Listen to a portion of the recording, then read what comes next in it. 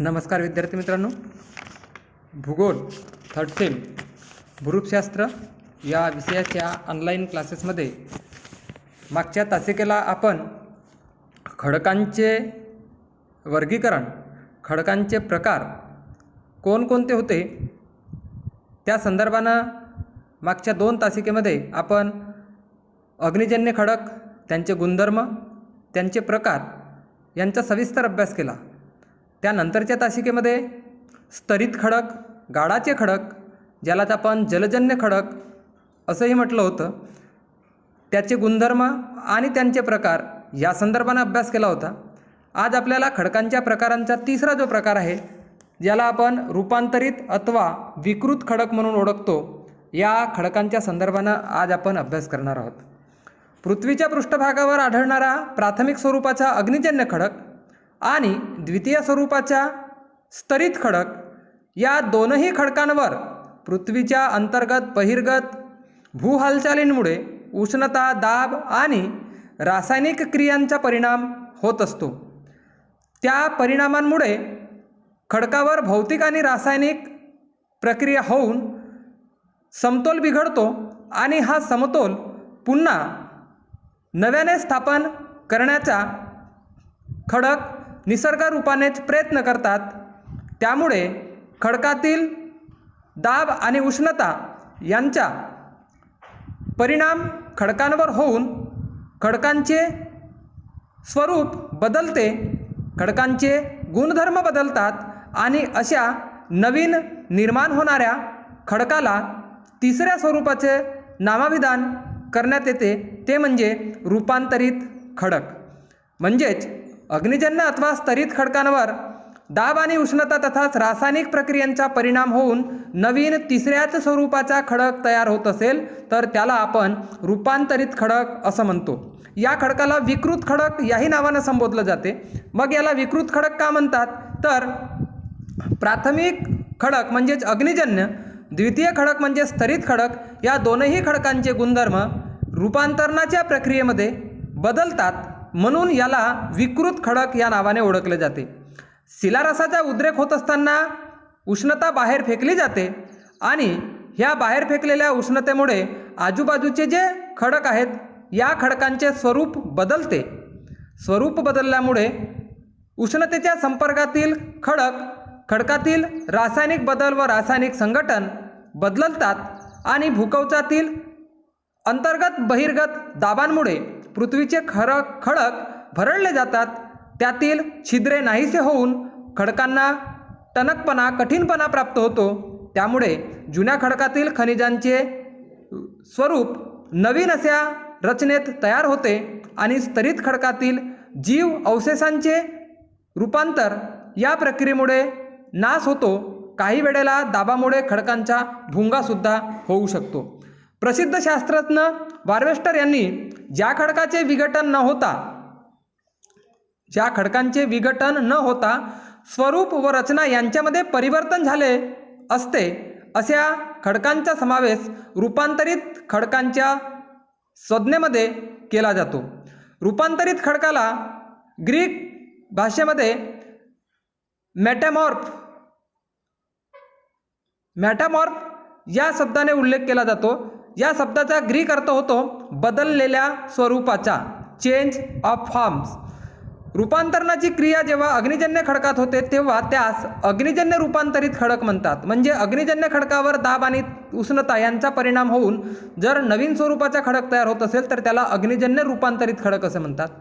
त्याचबरोबर रूपांतरणाची क्रिया जेव्हा स्तरित खडकावर होते तेव्हा अशा खडकाला स्तरित रूपांतरित खडक या नावाने संबोधले जाते। या खडकांमध्ये काही गुणधर्म आढळतात, त्या गुणधर्माचाही अभ्यास आपल्याला करायचा आहे।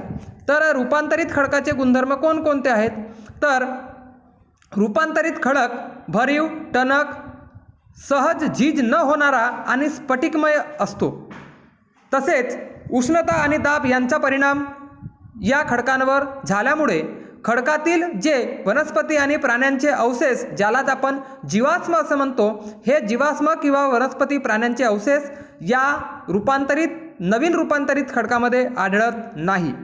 त्याबरोबरच पृथ्वीच्या पृष्ठभागावर आढळणारे उंच जे पर्वत आहेत या पर्वतांचे गाभे तसेच ढाल क्षेत्रांचे भाग या रूपांतरित खडकांचे बनलेले असल्याचे दिसून येते. रूपांतरित खडकांमध्ये आपल्याला जीवाश्म आढळत नसले तरी मात्र लोह, मॅग्नीज, सोने या प्रकारचे खनिज संपत्ती रूपांतरित खडकाच्या अंतर्गत भागात आढळतात.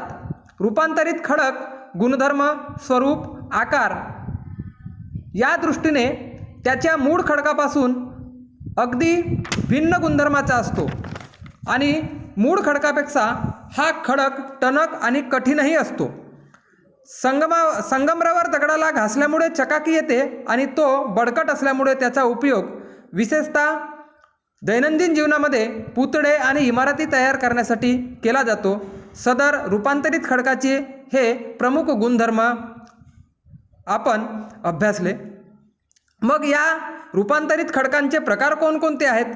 तर रूपांतरित खडक हा ज्या ठिकाणी तयार होतो त्याच्या आधारे दोन प्रकार पडतात. पहिला आहे स्थानिक रूपांतरित खडक आणि दुसरा आहे प्रादेशिक रूपांतरित खडक.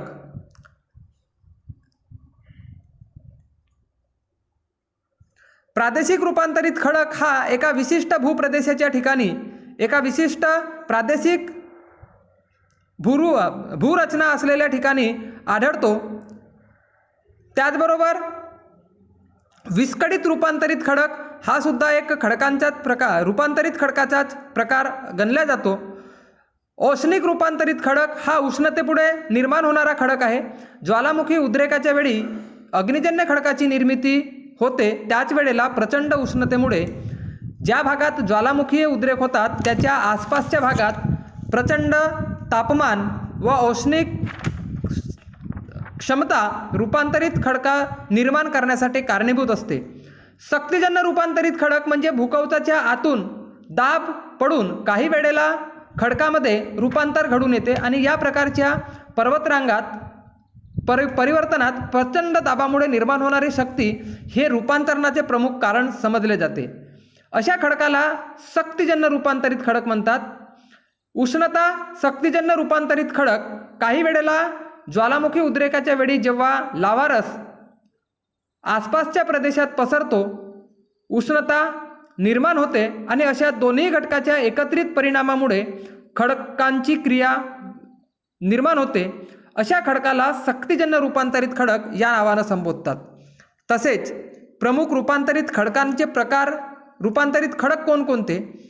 आपण दैनंदिन उपयोगात आणत असलेला स्लेट स्तरित पंकास्म खडकापासून गतिक रूपांतरित क्रियेमुळे स्लेट या धुसर काळ्या रंगाच्या खडकाची निर्मिती होत असते. त्यानंतर दुसरा खडक आहे क्वार्ट्झाइट. वालुकास्म आणि क्वार्ट्झट प्रचूर खडकाच्या औष्णिक प्रादेशिक रूपांतरणातून याची निर्मिती होत असते. तिसरं संगमरवराची निर्मिती कॅल्साइट आणि डोलोमाइट या खनिजांनी बनलेला खडक असून हा लाइमस्टोन आणि डोलोमाइट इत्यादी कार्बोनेट खडकांच्या औष्णिक आणि प्रादेशिक रूपांतरणातून तयार होत असतो. अँथ्रेसाइट ब्युटिमिनस कोळसेचे रूपांतर अँथ्रेसाइटमध्ये होते. हा टणक व चकचकीत असतो. भारतातील अरवली पर्वताच्या विभागात अँथ्रेसाइट रूपांतरित खडक आढळतो. त्याचबरोबर काश्मीर खोरे, बिहार, झारिया, बोकारो या ठिकाणी तसेच जर्मनीतील वाफिला, सालेरिया, अमेरिकेतील अल्बामा, स्कॉटलंडमध्ये मिडलँड्स खोरे आणि रशियात कारांगडा, चीनमध्ये सांसी या प्रांतातही हे खडक आढळतात. पचितास्म म्हणजेच नीस प्रकारचा खडक आहे. या प्रकारच्या अग्निजन्य खडकापासून पचितास्म अथवा रूपांतरित खडक तयार होतो. त्यालाच नीस या नावाने संबोधले जाते. अशा प्रकारे आज आपण रूपांतरित खडक कशाला म्हणतात, रूपांतरित खडकाचे गुणधर्म कोणकोणते आणि रूपांतरित खडकाचे प्रकार कोणकोणते या संदर्भानं आज आपण अभ्यास केलेला आहे. उद्याला आपण पुन्हा एका नवीन भागाला सुरुवात करणार आहोत.